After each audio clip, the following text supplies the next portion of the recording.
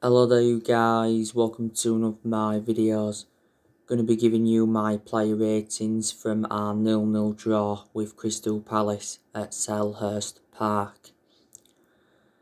Dean Henderson, I'm going to give him a 7 out of 10. Made a very good save at the end of the game to deny Patrick Van Aanholt. Apart from that though, had nothing to do. And he made some good aerial claims. I'm actually surprised Dean Henderson started in goal yesterday night. I thought it would have been De Gea. I think De Gea's out with personal reasons. Solskjaer said it is private, De Gea's absence. But Dean Henderson has done well in the games he's played in this season, and I think he's reliable enough now to become our number one goalkeeper because he has got that experience behind him. He enjoyed 2 successful loans with Sheffield United, and Solskjaer admitted earlier on this season that it's becoming more and more difficult to leave Dean Henderson out of the side. Before the start of this season, he signed a 6-year contract with Man United. Gary Neville's come out and said that Solskjaer must decide on Dean Henderson's long-term future soon. But Dean Henderson a few weeks ago threatened to quit Man United if he's not assured the number one role. We revealed our asking price, it was £40 million. Even if we was to let Dean Henderson go, I don't think we'd let him go permanently, we'd loan him out again. It's De Gea that needs to be sold in the summer. So yeah, 7 out of 10 for Dean Henderson. And Wan-Bissaka, I'm going to give him a 6 out of 10. I thought he looked quite lethargic and he was caught out a few times like I mentioned on my match reaction. And Wan-Bissaka has had some good games this season where he's actually got forward well and he's got in some good positions and his crossing's been good in some games. But for me, he doesn't get forward enough. Defensively, more or less, and Wan-Bissaka has always been superb. He was reuniting with his former club, by the way, yesterday night. Eric Bay, I'm going to give him a 7 out of 10. I thought he made some good interceptions. And he covered up for Harry Maguire a few times. We need to keep Eric Bay in the team. I certainly prefer him to Victor Lindelof, but my element of concern about Eric Bay, he's injury prone, so in that aspect he is a liability. So yeah, he's going to get a 7 out of 10. Harry Maguire, I'm going to give him a 5 out of 10.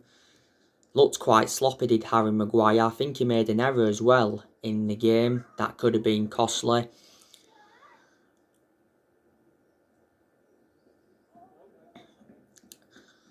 Too careless at the back is Harry Maguire. Harry Maguire wasn't worth the £80 million that we got him for.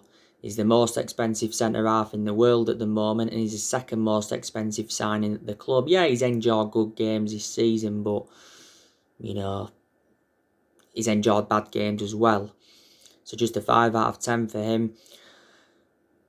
Luke Shaw, I'm going to give him a 7 out of 10. Thought he enjoyed a pretty good game, got forward well, got into some good crossing positions. And Luke Shaw's really improving. And he still remains our first choice left back despite the arrival of Alex Telles last summer. I actually thought when we got Alex Telles, he was going to be our first choice left back.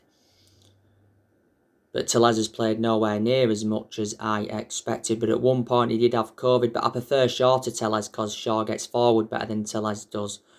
Shaw's had a good career at Man United apart from the injuries he's had. He's been at the club now over 6 years. So yeah, he deserves a 7 out of 10.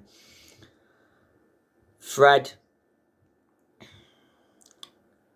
I'm going to give him a 5 out of 10. I thought he enjoyed a poor game. Nemanja Matic, I'm going to give him a 7 out of 10. I thought he enjoyed a good game yesterday night. He had a very, very good chance in the game. That was deflected, but it produced a very good save from the Crystal Palace goalkeeper. Bruno Fernandez, he's going to get a 4 out of 10. I thought he was very, very poor, Bruno Fernandez. Looks very, very lethargic. Apparently now Ole Gunnar Solskjaer's ready to ban him from international duty. You know, there's been a few games now where Bruno Fernandez has looked off the pace. You know, in a lot of his games though at Man United he has been very, very consistent. But I think it's now time to drop Bruno Fernandez. Mason Greenwood, I'm going to give him a 7 out of 10. I thought he enjoyed a good game. He had a chance as well in the game, and I thought Mason Greenwood made some very, very good runs. I've been very, very impressed with Mason Greenwood since he broke into the first team squad. You know, Greenwood made his debut in 2019. He's been a United player since the age of 7, and he's made 80-odd first-team appearances. Not so long ago, Greenwood signed a new 4-year contract with Man United, and Ollie's been defending him a lot this season. Marcus Rashford, he's going to get a 5 out of 10. I thought Rashford was poor. Rashford did actually have a chance in the game though that just went wide. You know, Rashford is undroppable. Despite him obviously having bad periods, you know, he's obviously had his good periods as well. But there you go. Edison Cavani, I'm going to give him a 6 out of 10. Edison Cavani did have a chance or two in the game, but for me, he didn't really get enough service, so he was quiet during that game. Cavani has just come back from injury though. You know, he missed our last 4 games prior to the game against Crystal Palace yesterday.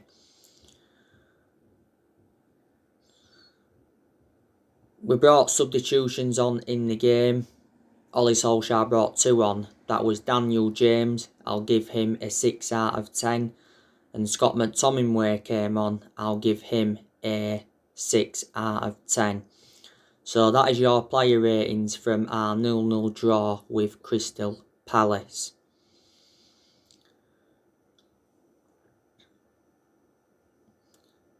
It's the 3rd game in a row we've drawn 0-0. It's not good enough. And the game yesterday night was a very, very poor game.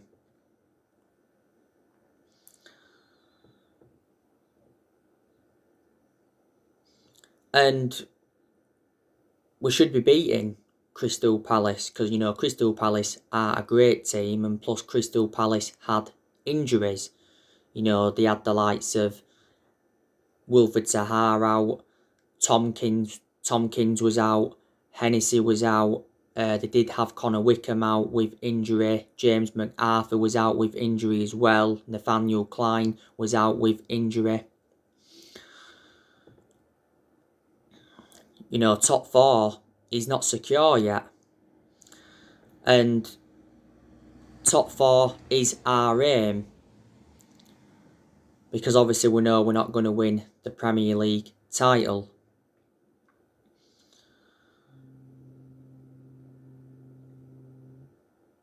We're not in the title race. At one point we was in the title race, but we've dropped far too many points.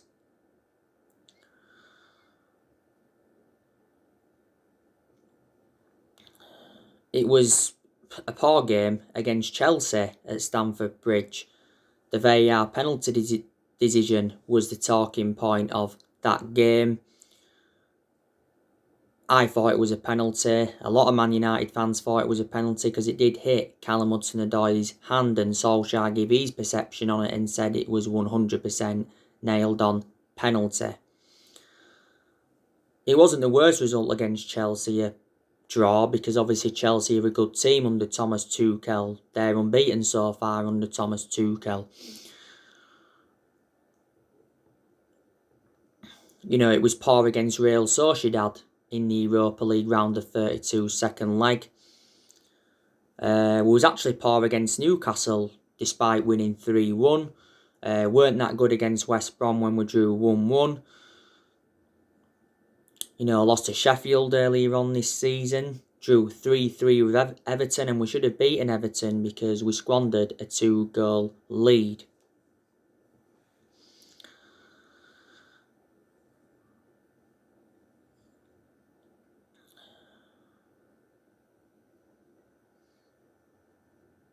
Ole Gunnar Solskjaer is not the long-term manager for Manchester United.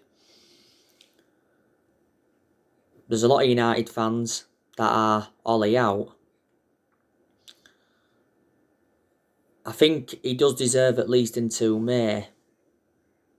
Solskjaer may not even get another season at the club.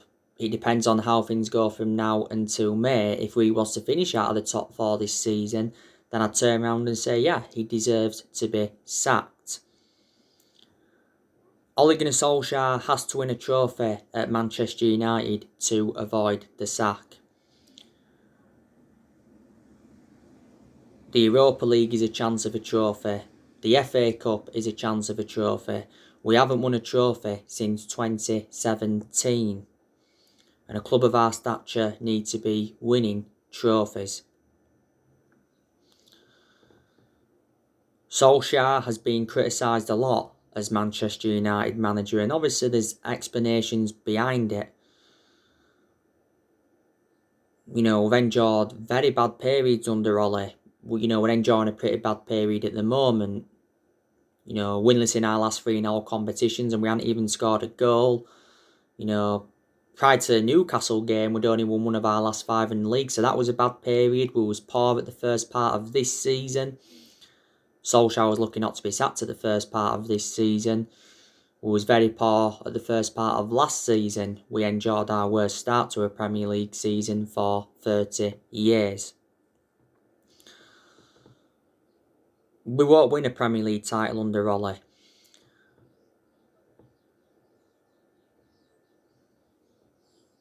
The biggest concern about Ole, well, actually, I've got two big concerns about him. His decision making's one, because he's very tactically naive, especially in the big games. We've really struggled against the top 6 sides this season, and people say you've got to beat the top 6 sides if you are to be genuine title contenders. But yeah, you can say there has been some games where he's showed tactical flexibility, but he's got to show tactical flexibility persistently. And my other concern about him, he hasn't got a proven pedigree as a manager. Obviously, reflecting now on his being with us, he's gained some managerial experience and he's learnt quite a bit on the job.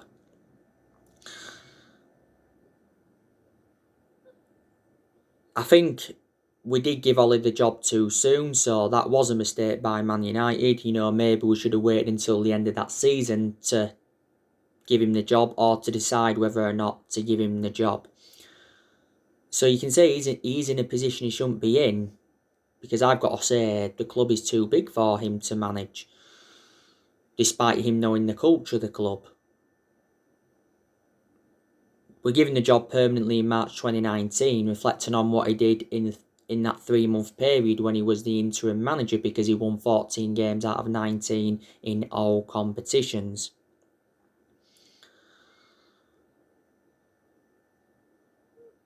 But not all of our inconsistency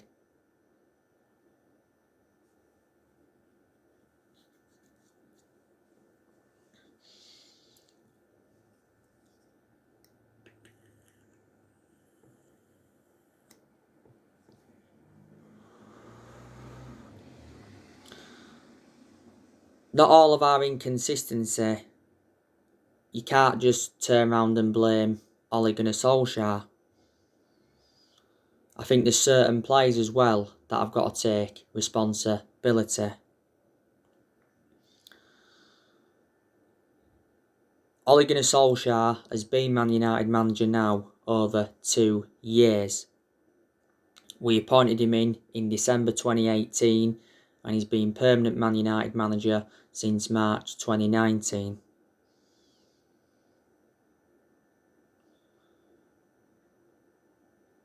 This is his second full season at the football club.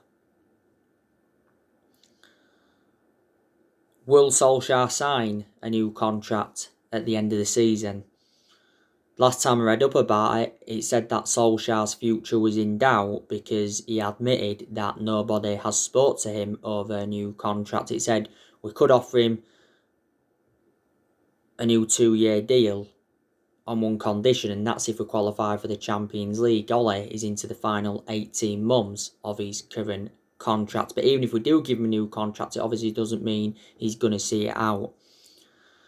But if the club were to sack Ole at the end of this season or at some point next season, who would come in to replace him? Because there's actually no one available at this moment in time.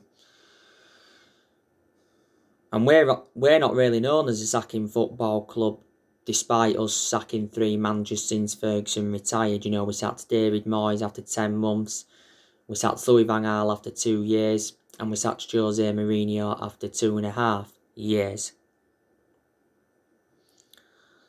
But we haven't been the same team since Ferguson retired, and like I've said before, no one is going to replicate what Ferguson did. No one is going to last as long as Ferguson did. Ferguson enjoyed a 27-year tenure at Man United and won 30-odd trophies, was it, including 13 Premier League titles. So Ferguson brought success to the club, but Fergie didn't settle in straight away because he didn't win out in his first 4 years at Man United.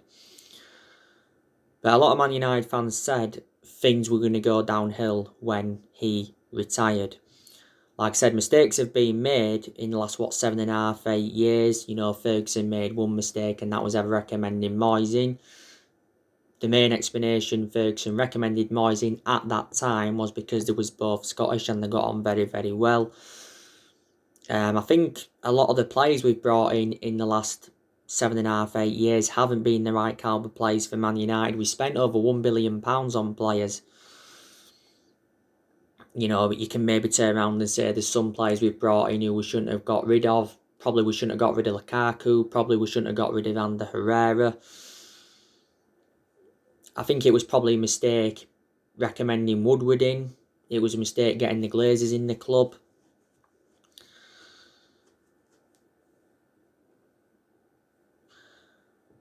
And we have overpaid for players in recent years. Ole deserves credit in some aspects. Like I've said before, you know, we are still second in the Premier League and no one expected us to be in that position with how poor we was at the first part of this season. You know, he's got us to the FA Cup quarters, got us to the Europa League last 16, got us to the EFL Cup semi-final this season, lost 2-0 to City, did well last season, his first full season at the club. He has got rid of a lot of the deadwood since he got recommended in. He's brought some good players in, but obviously hasn't got all the players that I wanted to recommend in as yet. Ole has enjoyed 4 transfer windows as permanent Man United manager.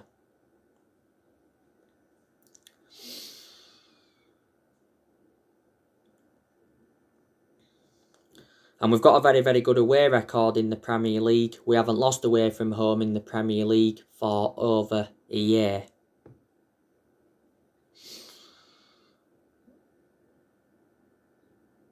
We've been far better away from home than we have been at home. We've won more games at Old Trafford in recent weeks, but if you've noticed, all our defeats have come at Old Trafford this season. Like I updated you yesterday, Solskjaer has sent a transfer warning to Man United fans saying we won't be very active in the summer transfer window due to the coronavirus pandemic. So in that aspect, Ollie's saying I won't be splashing the cash. And I said, this year's summer transfer window is the biggest in Ole Gunnar Solskjaer's managerial career. And Ole did say a few weeks ago that he has got the backing of the owners to get the players he wants to recommend in. There has been quite a few players on our agenda now. You do know the news on Rafael Varane. The last time I read up, it said that Real Madrid are prepared to sell Rafael Varane to Man United in the summer. Rafael Varane is valued at £61 million. The AS said that talks over extending Rafael Varane's deal have not settled. Ed Woodward was prepared to sanction a £100 million move for Varane back in 2018. But us, Liverpool and PSG are interested. Varane is a centre-half. A new centre-half is a priority for Ole Gunnar Solskjaer. And I think Varane would go very, very well alongside Maguire in our back line. Varane is highly experienced. He's 27 years of age. He's been at Real Madrid for like 10 years now. He's won about 18 major honours, hasn't he, or something like that. Including 4 Champions Leagues, also won the World Cup. He's made over 300 appearances. Real Madrid paid €10 million for him from Lens back in 2011. The news on Jules Koundé. Jaden Sancho, you already know the news on him. There has been narratives coming out saying that we are preparing a £50 million bid for Jaden Sancho in the summer.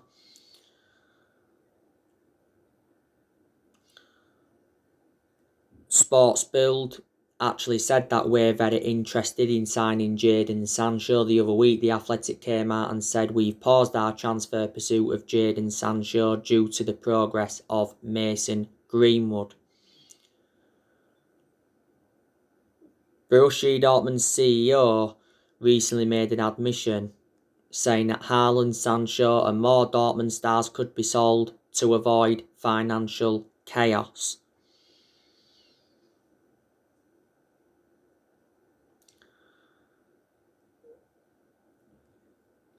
Earlier on this season, Dortmund reduced their asking price for Sancho to £88 million.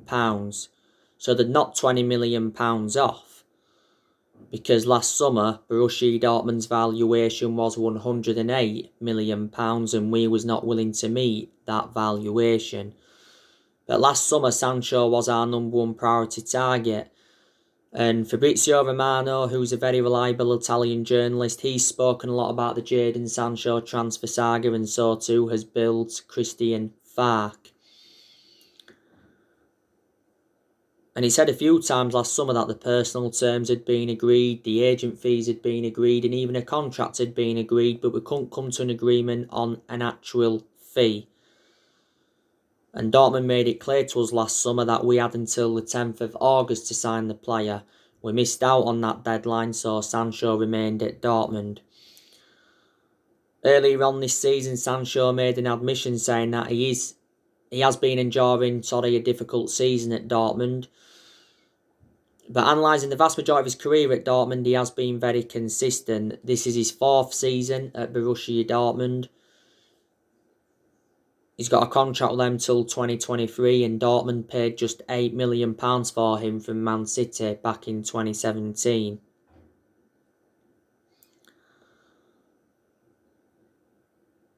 Erling Haaland, Ole Gunnar Solskjaer would love to sign him.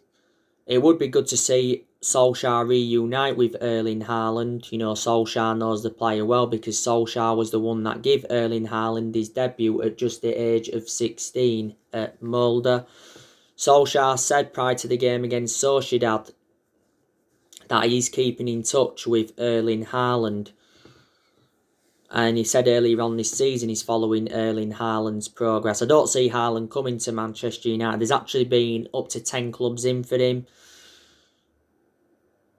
Mini Orioli, his agent, said the other week that there's only 4 Premier League clubs that can afford him. Sky Sports did say that Dortmund could sell Haaland for 78 million in the summer, but nah. If Dortmund were to sell him this summer, they're demanding the excess of £100 million.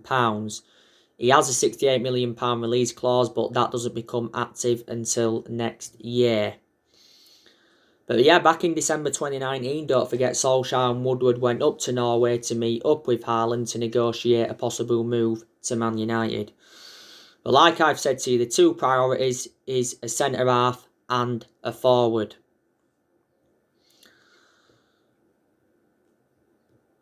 I think we could sell around 6 or 7 players in the summer transfer window.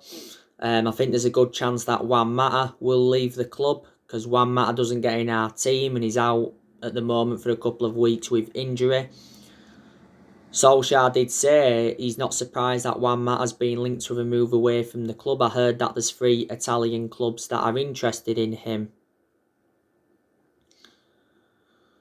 Earlier on this season, Mata rejected an 18 million a year contract offer to play in Saudi Arabia.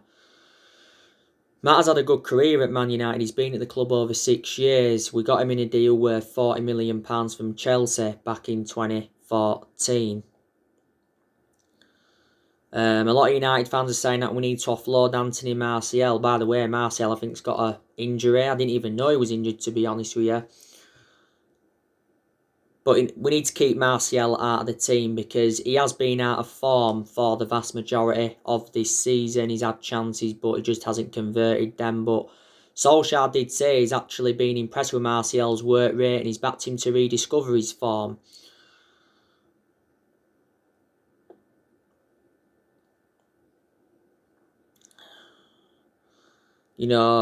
Martial was good last season and he was good in his debut season under Van Gaal. He's been at the club now over 5 years. If we was to sell Martial in the summer, we'd get around £30 million. But who will be our long-term number 9? It's not going to be Martial because he doesn't have a long-term future at the club and he certainly won't be Cavani. Matic, we could offload him in the summer. He's not one of our first choice midfielders, but he still gets his chances. He played yesterday, Matic, and like I said, he did quite well. Had a good chance in that. I've always had my strong reservations about Matic because he's always been a slow player, but he's enjoyed some good games. Is this his 4th season? Well, I know he's been at the club almost 4 years now.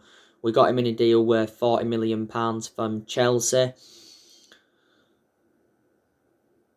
A lot of United fans have said we need to offload Lindelof. Lindelof isn't good enough to represent Man United, and him and Harry Maguire don't complement each other in our back line. Lindelof's been at the club a few years now. We got him in a deal worth £31 million from Benfica. Phil Jones, I'm expecting us to offload him. Well, I hope we offload him anyway. I'm surprised he didn't leave in January, but Solskjaer said that Phil Jones is going to be given a second chance.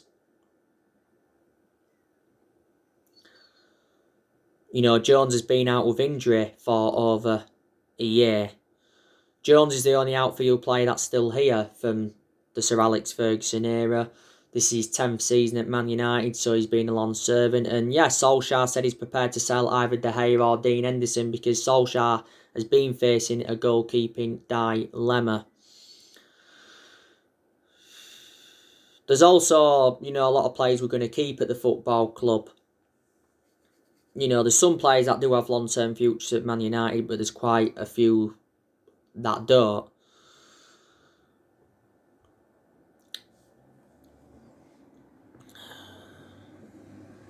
Now, obviously, the news on Paul Pogba.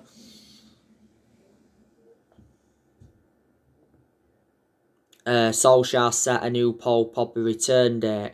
Ole is hopeful that Paul Pogba will return before the March international break. Paul Pogba has been out with a thigh injury. The last game he played was a 3-3 draw with Everton.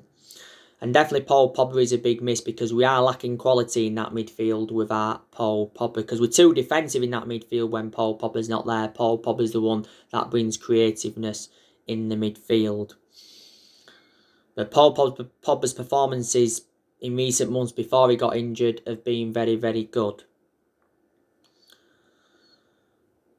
And as you all know, Paul Pogba wants to stay at Man United after making a transfer U-turn, and he's willing to discuss a new contract. So there you go.